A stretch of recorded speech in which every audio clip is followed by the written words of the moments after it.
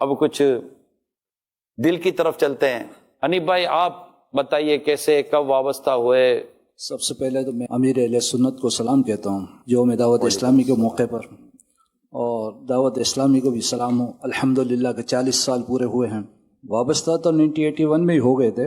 حضرت صاحب سے جو دیدار ہوتا، زیارت ہوتی 1978 79 80 میں نور مسجد میں تھے. وہ 78 79 سے 78 79 80 میں نور مسجد میں تھے. ہم لوگ تھے وہاں مدینہ مسجد میں، مدینہ مسجد پنجابی کلب. کھارادر. جی 1981 میں جب دعوت اسلامی کی بنیاد امیر اہل سنت نے رکھی تو وہ نور مسجد میں ہی رکھی تھی. اب امیر اہل سنت جب 81 میں جب بنیاد رکھی اور اس کے بعد جب انہوں نے کام شروع کیا، آپ کی اسٹرگل تو ایسی تھی کہ دیکھنے والے دنگ رہ جاتے تھے. حقیقت یہ ہے کہ یہ خالی مسجد میں امامت ہی نہیں کرتے تھے. کبھی ہم نے مطلب اپنے گھر کے کام کے لیے نیچے دیکھتے ہو، کبھی اپنے کاروبار میں لگے ہوتے، وہ بھی دیکھتے، عطر بناتے. آپ کے کہنے کا مقصد یہ ہے کہ جن دنوں یہ دعوت اسلامی کا کام شروع ہوا تھا، امیر سنت ان دنوں نور مسجد میں امامت کر رہے تھے. امامت کے دوران گھر کے کام کاج بھی کیا کرتے تھے. بالکل. اسی دوران اپنا کوئی کام کاج بھی کرتے تھے کاروباری، اور اسی دوران دعوت اسلامی کا دینی کام جو تھا، تنظیمی کام، وہ بھی کیا کرتے تھے. وہ بالکل کیا، یہ سب ابتدائی دین کی آپ بات کر رہے ہیں. مسجد میں نظر آتے، نمازوں میں امامت کرواتے، ان کے بعد اپنے معاملات جو پڑھنے کے ہوتے وظائف وہ پڑھتے، پھر باہر نکل کے درس دیتے. آہستہ آہستہ لڑکے جو تھے نا وہ وابستہ ہونے شروع ہو گئے تھے. امیر اہل سنت گلیوں میں آتے، عطر جو بیچتے تو عطر کے ساتھ پہلے تبلیغ کرتے، پھر عطر دیتے تھے، پھر کاروباری بات کرتے تھے. اور جیسے جیسے یہ مطلب دعوت دیتے گئے اس طرح یہ کام بڑھا.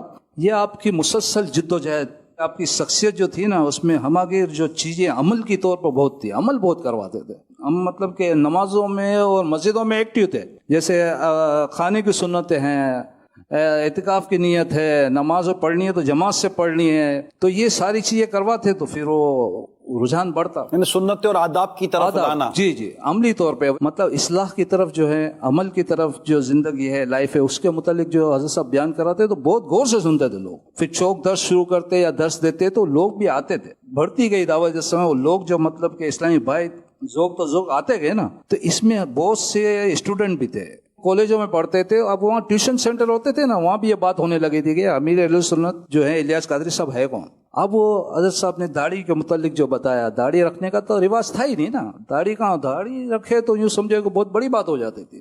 ٹیچر بھی پوچھتے تھے ہم سے کہ بھئی یہ کون ہے، تو بتاتے بھائی کہ یہ ہیں نور مسجد کے خطیب تھے، اب شہید مسجد میں آ گئے، اب یہ دعوت اسلامی یہاں شروع ہو گئی ہے. بڑی بات ہے بھائی، ہمیں بھی یہ شرف حاصل ہوگا کہ ہم ایسی شخصیت سے ملے. انی بھائی آپ کہاں کہاں گئے ہوں گے امیر سنت کے ساتھ؟ امیر اہل سنت کے ساتھ سب سے پہلا قافلہ جو تھا نا سکندر ماما اور ہم لوگوں نے کیا تھا، شاید مجھے لگتا ہے نیو کراچی تھا یا کھوکھڑا پارک کی طرف تھا، ملیر تھا نا. میں آپ تھوڑا تعارف بھی دے دیں. 1980 شوال المکرم سے ماحول میں ہوں، اور پہلا جو 1980 جو شوال المکرم کا مہینہ تھا، اس کے ہمارے عرفان بھائی جو بیٹھے ہوئے ہیں نا، یہ مجھے ماحول میں لائے ہیں. یہ پیچھے آخری میں بیٹھے ہوئے ہیں، تو یہ مجھے ماحول میں لائے تھے.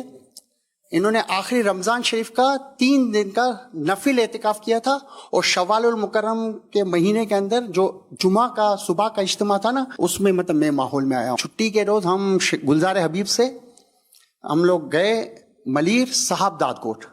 عرفان بھائی، اب ذکر عرفان بھائی کا چلا ہے تو تھوڑے ہمارے سیکوینس بنتے. عرفان بھائی کیا کہتے ہیں آپ؟ بسم اللہ الرحمن الرحیم. محمد عرفان موسالین. میرے لیے سعادت ہے کہ پرانے لوگوں کے ساتھ میری یہاں پہ شرکت ہو گئی. بس ایک چھوٹی سی گفتگو ہے کہ قول اور فعل کا اگر کوئی کردار اور گفتار کا کوئی غازی دکھا زندگی میں تو وہ امیر رسول. میں خود بھی ایک مرتبہ ہٹ گیا تھا ماحول سے، تو حضرت صاحب نے ایک مرتبہ مجھے راستے میں دیکھا اور میں نے بھی دیکھ لیا، تو میں حضرت صاحب سے منہ چھپا کے نکل گیا. اتفاق ہے کچھ دنوں کے بعد میں مغرب کی نماز کے لیے نوروز میں چلا گیا، تو حضرت صاحب نے مجھے دیکھ لیا اور مجھے کہا کہ عرفان تم معاف کرنا، میں نے تمہیں سلام نہیں کیا اس دن. تو وہ تو میرے پاؤں زمین نکل گئی میرے پاؤں کہ سلام تو مجھے کرنا تھا. بس وہ دوبارہ آنے کا سبب بنا اور چلتے رہے الحمدللہ. کون سے سن کی بات ہے عرفان بھائی؟ یہ 81 میں ایسا ہوا تھا، تو یہ انہی کے ثبوت کا اثر ہے، اور الحمدللہ آج امتیاز بھائی ہاتھ اٹھا رہے ہیں. میرے والد صاحب نے مجھے میٹرک کرنے کے بعد ایک آفس میں جاب پہ لگا دیا تھا، تو انیس مجاہد ہمارے آفس میں جاب پہ لگے تھے، تو وہ امامہ پہنتے تھے. تو انہوں نے بولا وہاں شہید مسجد کھارادر میں مولانا الیاس قادری صاحب، تو ان سے جا کے ملو آپ. تو پہلی مرتبہ میں پینٹ شرٹ پہنا ہوا تھا، میرے ساتھ سلیم بغدادی تھے، ہم دونوں گئے وہاں پر بات چیت وغیرہ کی، بہر جو بھی صورتیں بنی تو یوں آہستہ آہستہ امیر اہل سنت کی وہ ملاقات مجھے آج بھی یاد ہے الحمدللہ۔ تو انہی دنوں نور مسجد میں بھی باپا جان کے پاس مدنی مذاکرے، اس وقت پرچیاں دیتے تھے اور وہ سوال جواب وغیرہ کا سلسلہ ہوتا تھا۔ 1981 کے اجتماع میں پہلی مرتبہ شرکت کی تھی۔ اب اجتماع کے بعد ماحول تو ملا، لیکن کیا ماحول ہوتا ہے کیا کچھ نہیں ہوتا پتہ نہیں تھا۔ تو عرفان بھائی اللہ ان کو سلامت رکھے، ان کے ساتھ صادق بھائی تھے، صادق ضیائی، مدرسۃ المدینہ بالگان میں لے کر آئے، اور 1983 کے اندر ہماری اسی مکان والی مسجد میں ہم نے پہلی مرتبہ اعتکاف کیا تھا۔ عرفان بھائی ہمارے ساتھ تھے، اور اس مسجد کے اندر 10 سال تک کسی نے اعتکاف نہیں کیا۔ 10 سال کے بعد 83 میں ہم نے وہ اعتکاف کیا تو 5 نوجوان لڑکے، 5 لوگوں نے اعتکاف کیا تھا، تو پورے لیاری کے اندر شور مچا تھا کہ نوجوان لڑکے اعتکاف میں بیٹھے ہیں، تو لوگ ہم سے ملنے آتے تھے۔ تو جو امیر اہل سنت بھی الحمدللہ ہماری اعتکاف میں ملاقات کرنے کے لیے تشریف لائے 83 کے اندر۔ اللہ تعالیٰ امیر اہل سنت کو سلامت رکھے، اللہ برکت عطا فرمائے کہ امیر اہل سنت کو اگر امامت کے منصب پہ دیکھا جائے تو ایک آپ کی ایک الگ کہانی ہے، اگر امیر اہل سنت کو ایسے امیر اہل سنت دیکھا جائے تو ایک الگ معاملات ہیں آپ کے۔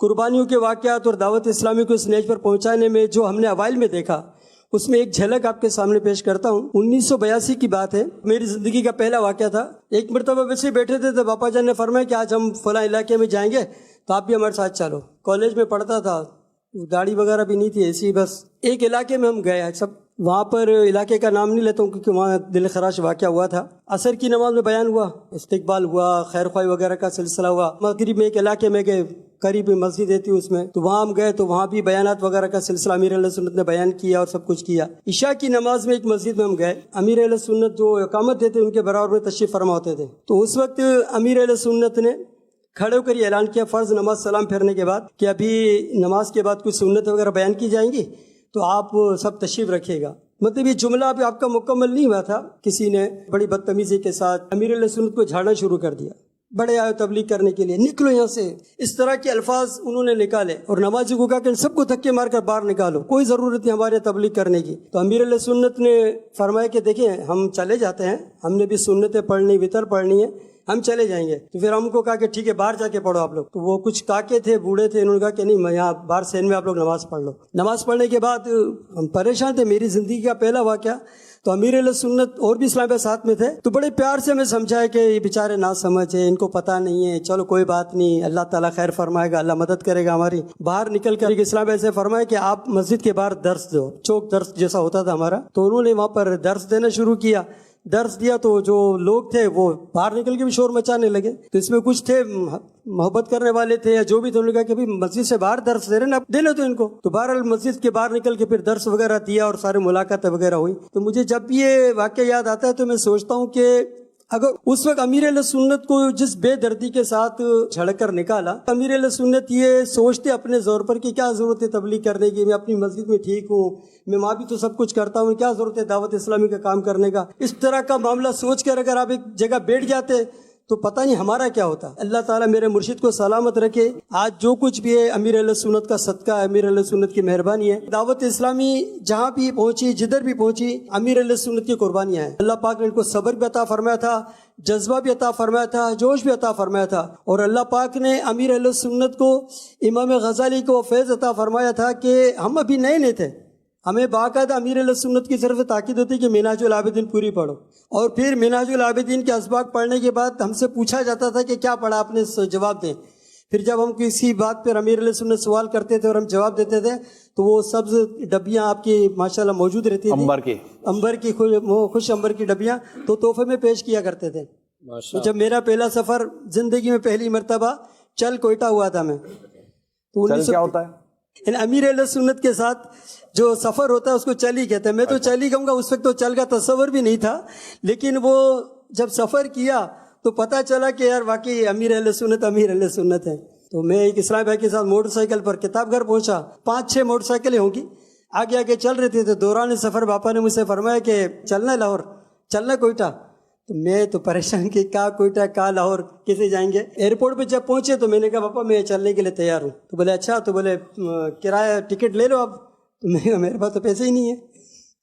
تو باپا نے پھر ادھر ہاتھ ڈالا ادھر ہاتھ ڈالا, پھر سارے پیسے جمع کرے تو کچھ 350 پونے 400 روپے ہوئے ہوں گے. ٹکٹ جو تھی 1572 روپے کی ٹکٹ تھی, مجھے ابھی فگر یاد ہے, اور وایا فلائٹ تھی وایا لاہور کوئٹہ جانا تھا. باپا نے یار پیسے تو نہیں ہے, میرے پاس بھی نہیں ہے. جو ہمارے ڈرک کالونی کے علاقہ نگران تھے تو میں ان کے گھر پر گیا اور ان سے جا کے میں نے کہا مجھے 2000 روپے ادھار دو. تو انہوں نے مجھے 2000 روپے دیے. پاپا تو اندر کے اپنے بورڈنگ کارڈ وغیرہ لے کر چلے گئے تھے امیر اہل سنت. تو میں واپس آیا, میں نے ٹکٹ بنائی, بورڈنگ کارڈ وغیرہ بنا کر میں ساتھ چلا گیا. تو باپا نے دیکھ لیا, ارے آپ آ گئے. پھر کیا تھا, باپا کی جو ضرورت کی تمام چیزیں تھی وہ ساری میں نے اپنے گود میں لے لی, باپا کو فری کیا. جہاز میں بیٹھے لاہور پہنچے. اب جن کو لینے آنا تھا ہمیں, اس وقت تو موبائل وغیرہ کا دور نہیں تھا, پی ٹی سی ایل وغیرہ کا دور تھا معاملہ, تو ان کو اطلاع نہیں پہنچی کہ ہمیں کوئی لینے بھی نہیں آیا. باپا نے فرمایا کہ داتا صاحب چلتے ہیں. وہاں سے رکشا کروایا, داتا صاحب پہنچے. تو اب داتا صاحب پہنچے تو وہاں ہلکا لگا ہوا تھا, امام صاحب جو تھے وہ کیمیا سعادت کا ہلکا لگائے ہوئے تھے. ہم بھی جا کے بیٹھ گئے, درس وغیرہ سے فارغ ہوئے تو امام صاحب سے لوگ ملنے کے لیے گئے. اب جیسے آگے آگے بڑھتے گئے تو امام صاحب نے امیر اہل سنت کو دیکھ لیا تو بڑے خوش ہو گئے, ارے الیاس قادری صاحب آپ. اب وہ باپا کو جانتے ہوں گے تو باپا کی دستبوسی کرنے کے لیے انہوں نے ہاتھ کھینچا, تو باپا ان کی دستبوسی کر رہے تھے. اب سارے جو لوگ کھڑے تھے بولے یہ کون ہے بھائی. انہوں نے خود اعلان کیا کہ یہ دعوت اسلامی امیر سن مولانا الیاس قادری صاحب ہیں. تو پھر لوگ دعوت اسلامی کا ایک ہو چکا تھا عروج 1985 کے اندر, تو کچھ لوگ ملاقات ہوئے, پھر سب چھوڑ کے چلے گئے. پھر ہم دونوں اکیلے ہو گئے, اب کہاں جائیں. پاپا تھے, فرمایا کہ نہیں میں یہیں داتا صاحب کے قدموں میں رہوں گا, مجھے نہیں جانا. جب ہم مزار شریف پہ حاضری دینے کے لیے اندر داخل ہوئے نا, ایک شخص تھا وہ داتا صاحب کے قدموں میں کھڑا ہوا تھا. وہ مجھے ابھی بھی الفاظ یاد ہے, ان کا چہرہ بھی یاد ہے, 1985 کی بات ہے. ہاتھ بلند کر کے داتا صاحب کے قدم میں دعا مانگ رہا تھا, داتا صاحب میں نو الیاس قادری صاحب نال ملا دیو, داتا صاحب میں نو الیاس قادری صاحب نے ملا دیو. اچھا میں اوپر چڑھا تو میں بڑا حیران, میں نے باپا ہی کرو چوری ہے. پاپا نے خبر نہ کرو چوری ہے, میں نے آئیں جو چوری ہے کہ ڈارو کرو چوری کا. تو اب اتفاق ایسا تھا کہ وہ بس اس کے دل میں کلک ہوا. تو یقین کریں وہ منظر ابھی میرے سامنے آ رہا ہے کہ اس نے ہاتھ وہ چہرے پہ نہیں پھیرے, اس کے دل میں یوں ہو کہ اس طرف دیکھا تو ایک دم بے تاشا اس کے منہ سے نکلا, اور داتا نے نواز دیا جی, داتا نے نواز دیا جی, داتا نے نواز دیا, سبحان اللہ سبحان اللہ. اب جو زائرین تھے نا, وہ جو حاضرین تھے وہ بھی سارے جمع ہو گئے. کیا ہو گیا, وہ آ کے فوراً بغل گیر ہوا, دست بوسی کی, مجھے یاد ہے ابھی بھی. تو اس نے سونے کی چین پہنی ہوئی تھی, تو باپا نے اس کو مسئلہ سمجھا کہ مرد کے لیے حرام ہے سونا, تو یہ آپ کو نہیں پہننی چاہیے, توبہ بھی کریں. وہ اس نے ایک دم توڑا اور پھینک دیا. تو مجھ سے باپا نے فرمایا کہ اپاڑ یہ نہیں. تو میں نے اٹھائی, باپا کے ہاتھ میں پیش کی, تو باپا نے ان کو فرمایا کہ یہ آپ گھر لے جائیں, گھر میں استعمال میں کر لینا. نماز پڑھ کر, چونکہ ہماری فلائٹ تھی, باہر نکلے. اب جانے لگے تو کوئی رکشا والا ہمیں لینے کے لیے تیار ہی نہیں تھا, لے جا ہی نہیں رہا تھا. ایئرپورٹ جانے کوئی تیار نہیں ہو رہا تھا. تو بڑی مشکل سے ایک رکشے والے کو میں نے کہا کہ آپ کی بڑی مہربانی ہوگی, ہماری فلائٹ ہے, ہمیں جلدی پہنچنا ہے. تو اس نے منہ مانگے پیسے مانگے. تو میں نے کہا بھائی اتنے پیسے مانگ رہا ہے. بولے چلو کوئی بات نہیں. اب وہ رکشے میں ہم بیٹھے, ہم رکشا ایئرپورٹ کی طرف جا رہا تھا. اب میرے باپا کو اللہ برکت تھا, فرمایا کیا چہرہ تھا, کیا نورانیت تھی, کیا ماشاءاللہ جھلک تھی. اب وہ آدمی جو رکشے میں بٹھانے کے لیے تیار نہیں تھا, مجھے منظر ابھی بھی یاد ہے, وہ شیشے میں سے باپا کو دیکھ رہا ہے. اب دیکھتے دیکھتے اچانک اس کی آنکھوں سے آنسو جاری ہوئے. پھر وہ رکشا چلاتے چلاتے پیچھے دیکھ رہا ہے, پھر دیکھ رہا ہے, پھر آنسو پہنچ رہا ہے. میں نے باپا کو, باپا ان کے کرو تھی, خبریں کرو تھی ان کے. ایئرپورٹ پہ اس نے ہمیں روکا, ہم اترے. فوراً اس نے نا باہر نکل کے باپا سے ایک دم چپک کے دھاڑے مار مار کر رونے لگا. کیا ہوا, آپ کو کیا مسئلہ ہے؟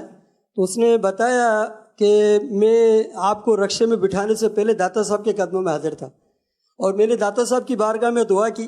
میں بے اولاد تھا اور میری زوجہ بھی بیچاری پریشان تھی. تو داتا صاحب کی بارگاہ میں عرض کرتے ہیں کہ داتا صاحب کو وسیلہ کر دیں, کوئی سبب بنا دیں, آپ کے پاس آئے آج تو لے کے جاؤں گا. تو بولے میں داتا صاحب سے دعا کر کر آیا, رکشے میں بیٹھا اور آپ لوگ آ گئے. تو مجھے ایئرپورٹ کی طرف جانا نہیں تھا, لیکن آپ نے اتنی ریکویسٹ کی, کہا کہ نہیں ہمیں لے چلو, تو میں نے کہا چلو بٹھا لیتا ہوں. لیکن جب میں نے رکشے میں بٹھایا اور جب میں جانے لگا تو میری نظر شیشے میں سے آپ کی آنکھوں کی طرف پڑی. تو آپ کی چمکتی آنکھ جب میں نے دیکھی تو میری آنکھوں سے آنسو جاری, اور مجھے یہ سمجھو گویا کہ داتا صاحب کی طرف سے القا ہوا کہ تمہارا مسئلہ ہی حل کریں گے. باپا نے اپنے انبر کی ڈبی ان کو دی اور کہا کہ اللہ پاک آسانی کرے, اللہ پاک آپ کو نیک اولاد مقدر کرے. پھر ہم جہاز میں بیٹھ کے کوئٹہ پہنچے. اب کوئٹہ ایئرپورٹ پہ پہنچے تو ایئرپورٹ سے کہاں جانا ہے ہم کو. تو میں نے باپا سے عرض کی, باپا پا کے ونو کڈا ہے یار, خبر نہیں کڈا ونو ہے, تو مسجد کا نام بھی نہ خبر, مطلب مجھے کسی نے بتایا نہیں بھی کہ کس مسجد میں جانا ہے. تو بہرحال ایک دو جانوں سے پوچھا, کسی نے بتایا نہیں. تو عصر کی نماز سے تھوڑی دیر پہلے ایک باربیکیو ہوٹل والا تھا, وہ باہر فٹ پاتھ پر اپنے ٹیبل کرسیاں لگا رہا تھا, تو ایک نوجوان لڑکا تھا, باپا نے بولا اس سے پوچھتے ہیں, یہ بتا دے گا مجھے. تو بہرحال اس کو ہم نے جا کے پوچھا کہ یار یہاں اجتماع کہاں ہوتا ہے, تو چونکہ اس وقت براؤن نما میں تھا, براؤن نمے پہنا ہوا تھا, اور وہ اجتماع میں جاتا تھا وہاں پر, تو وہ دیکھ کے بڑا خوش ہوا, ارے ماشاء اللہ. بولے ہاں آج وہ الیاس قادری صاحب آنے والے ہیں. وہ ہم سے کہنے لگا کہ آج وہاں پہ اجتماع بھی ہوگا, میں بھی آؤں گا. اور رکشے والوں کو سمجھایا کہ بھائی وہ ڈی ایس آفس ہے, ڈی ایس آفس میں ان کو پہنچا دو. تو بہرحال وہ پھر ہم رکشے میں ڈی ایس آفس پہنچے, فرما اسلام میں تھے, استقبال وغیرہ کیا. دعوت اسلامی کے پیغام کو پہنچانے کے لیے ایسے بے شمار واقعات سب کے پاس ہوں گے کہ کس طرح آپ نے سینہ بسینہ کوشش کر میں کوششیں کر سفر کر کے. مجھے یوں لگتا ہے کہ ان کو شاید یہ پتا تھا کہ مجھے کیسے جانا تھا. ایک وقت تھا کہ ہم تنظیمی طور پر بہت پریشان تھے, بہت پریشانیاں تھیں تنظیمی کام کے تعلق سے, اور آزمائشیں پر آزمائشیں تھیں. تو ایسی آزمائشیں تھی کہ خود کھانا پینا نیند کے مسائل ہو گئے تھے ہمارے, اور جو چہرے پہ جیسے کہ وہ گھبراہٹ اور پریشانی. تنظیم ہوتی ہے, تنظیم چلتی ہے, مسائل کے پہیوں پر ہے. میرے ایک دوست تھے, اس وقت تو کلین شیف تھے مگر امیر سنت کے مرید تھے. تو انہوں نے دیکھ کر کہا کہ خیریت میمن تھے کرو تھے, گھبراہٹ ہے پریشانی. تو کہنے کا پاگل ہو گیا پاگل, امیر سنت جو ہے نا یہ تیری پریشانی تو یوں ہی دور کر دیں گے نظر ڈالتے ہی. ہاں یار وہ یوں دور کرے تو تم کیا کرو گے اگر اسی طرح, تو تمہیں پریشانی اور مسائل سے نکالا جا رہا ہے تاکہ کام کرنے کی تمہیں عادتیں پیدا ہوں. ہمارے ساتھ الحمدللہ سید